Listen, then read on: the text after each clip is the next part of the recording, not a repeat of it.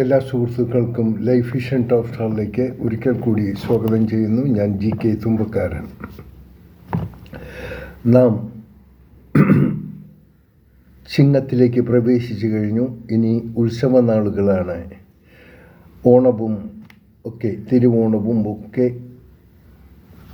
നിറഞ്ഞ ഒരു ദിവസങ്ങളാണ്. ഈ വീഡിയോയുടെ പ്രധാന ഉദ്ദേശം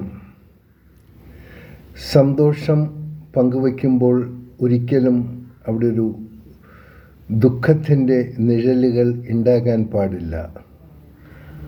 ആ ഒരു ഓർമ്മയിലായിരിക്കണം നമ്മുടെ ആഘോഷ നാളുകൾ നാം കാണേണ്ടത്.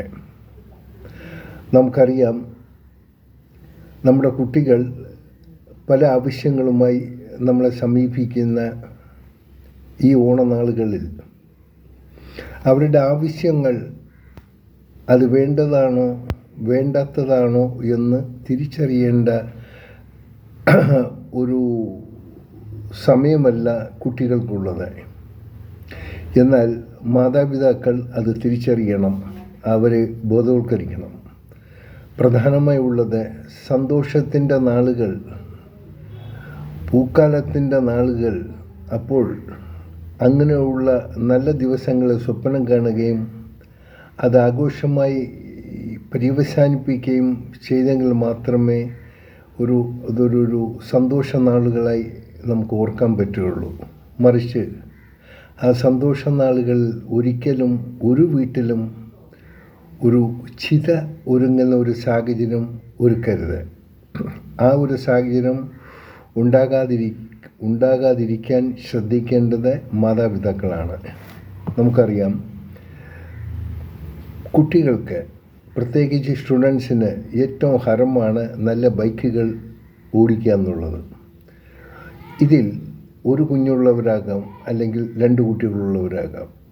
അവരുടെ ആവശ്യങ്ങൾ സാധൂകരിക്കേണ്ടത് മാതാപിതാക്കളുടെ കടമയുമാണ്. എന്നാൽ അത് ഏത് തരത്തിലുള്ള ആവശ്യമാണെന്ന് തിരിച്ചറിയേണ്ടതുമാണ്. ഇനി സാമ്പത്തിക ക്ലേശം ഉള്ളവർ ഒരിക്കലും അത് കുഞ്ഞുങ്ങളുടെ മുന്നിൽ മറച്ചു വയ്ക്കാൻ ശ്രമിക്കരുത്. സാമ്പത്തിക ക്ലേശമുള്ളവർക്ക് ഒരു പരിധിവരെ കുട്ടികളുടെ ആവശ്യങ്ങൾ സാധൂകരിക്കാൻ പറ്റില്ല. അതിനായി അവരെന്താവശ്യമായി മുന്നോട്ട് വന്നാലും അനുഭാവപൂർവ്വം അത് പരിഹരിക്കണം. അതിൻ്റെ ശരി തെറ്റുകളെ പറഞ്ഞ് അവരെ മനസ്സിലാക്കി കൊടുക്കണം, ബോധവൽക്കരിച്ചു കൊടുക്കണം. കാരണം ഇപ്പോൾ ഒരു ബൈക്ക് ഹോബി എന്ന് പറഞ്ഞാൽ ആ ഷോറൂമിലൊക്കെ എല്ലാം ഏതൊരു കണ്ണി ചിമ്പിക്കുന്ന മോഡലുകളും അവിടെ ഡിസ്പ്ലേ ചെയ്ത് കാണുമ്പോൾ കുട്ടികൾക്ക് ഒരു വല്ലാത്തൊരു ആവേശം തോന്നും. പല കുട്ടികളും അത് സ്വന്തമാക്കാൻ ശ്രമിക്കും. മാതാപിതാക്കൾ അതിനുവേണ്ടി സപ്പോർട്ടും ചെയ്യാറുണ്ട്. പക്ഷേ എല്ലാ കുട്ടികൾക്കും അത് സാധ്യമല്ല. അതിനാൽ ഈ കുട്ടികളോട് കാര്യങ്ങൾ പറഞ്ഞ് ബോധവൽക്കരിപ്പിക്കേണ്ടത് പേരൻസിൻ്റെ വല്ല കടമയാണ്. അവരുടെ സാമ്പത്തിക ബാധ്യത, സാമ്പത്തിക ബുദ്ധിമുട്ടുകൾ ഇവയെല്ലാം പറഞ്ഞ് മനസ്സിലാക്കിയാൽ അത് അംഗീകരിക്കുന്ന കുട്ടികൾ യഥാർത്ഥത്തിൽ അവരായിരിക്കും മാതാപിതാക്കൾക്ക് നല്ല നല്ല അനുഭവങ്ങൾ പങ്കുവയ്ക്കാനുള്ള സാഹചര്യം ഉണ്ടാക്കുന്നത്. ആ കുട്ടികൾ കൂടുതൽ ശാഠ്യക്കാരായിരിക്കില്ല, സമാധാനപ്രിയരായിരിക്കും, അനുസരണമുള്ള കുട്ടികളായിരിക്കും. അതിനർത്ഥം സാമ്പത്തിക സ്ഥിതി ഉള്ള വീട്ടിലെ കുട്ടികൾ അവർ ശാഠ്യക്കാരെന്ന് അർത്ഥമില്ല. അതിലും നല്ല കുട്ടികളുണ്ട് എല്ലാ ഭാഗത്തും. ഈ ഓണനാളുകൾ സന്തോഷമായി തന്നെ ആഘോഷിക്കണം. അവിടെ ഒരു അനർത്ഥങ്ങൾ ഉണ്ടാകാൻ പാടില്ല. അത് ഉണ്ടാകാതിരിക്കണമെങ്കിൽ മാതാപിതാക്കളും അവരുടെ കുഞ്ഞുങ്ങളും സഹകരിച്ച് കാര്യങ്ങൾ പരസ്പരം പങ്കുവച്ച് ഈ ആഘോഷ നാളുകളെ നാം ആഘോഷിക്കേണ്ടതാണ്. ഓണമാണ്. ഒത്തിരി കുട്ടികൾ അവരുടെ സുഹൃത്തുക്കളുമായി പല യാത്രകളും നടത്തും. യാത്ര സുരക്ഷിതമായിരിക്കണം.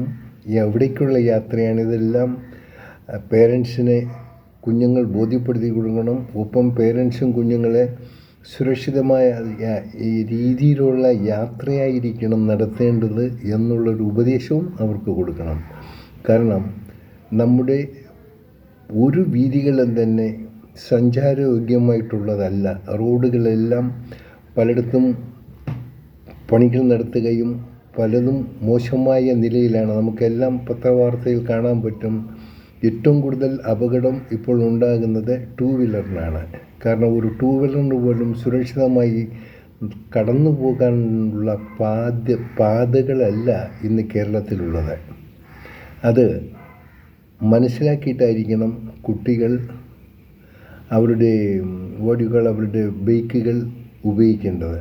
ഇല്ലെങ്കിൽ അപകടം ഏത് സമയത്തും എപ്പോഴും ഉണ്ടാകാം. പ്രധാനമായി ഈ മഴ സീസണിൽ റോഡിലുള്ള കുഴികൾ നമുക്ക് കാണാൻ പറ്റും. അവിടെ വെള്ളം നിറഞ്ഞിരിക്കുമ്പോൾ അത് കുഴിയാണോ എന്താണെന്ന് നമുക്കറിയില്ല, പൊത്തെറിച്ചു പോകും. ഒരു ടൂ വീലർ വളരെ റിസ്ക്കുള്ള ഒരു വാഹനമാണ്. അതെല്ലാവർക്കും മനസ്സിലാക്കുന്നത് നന്നായിരിക്കും. അതുകൊണ്ട് ഈ ഓണനാളുകൾ ആഘോഷത്തിൻ്റെ നാളുകളാണ്. നല്ല രീതിയിൽ അത് ആഘോഷിക്കുക. ഒരു ആക്സിഡൻറ്റോ മറ്റോ ബുദ്ധിമുട്ടുകളോ ഉണ്ടാക്കി ഹോസ്പിറ്റലും മറ്റും അഭയം തേടുന്ന പ്രവണത ഒഴിവാക്കാൻ വേണ്ടി പേരൻസും കുട്ടികളും ഒന്നിച്ചിട്ടായിരിക്കണം ഓരോ തീരുമാനങ്ങളും എടുക്കേണ്ടത്.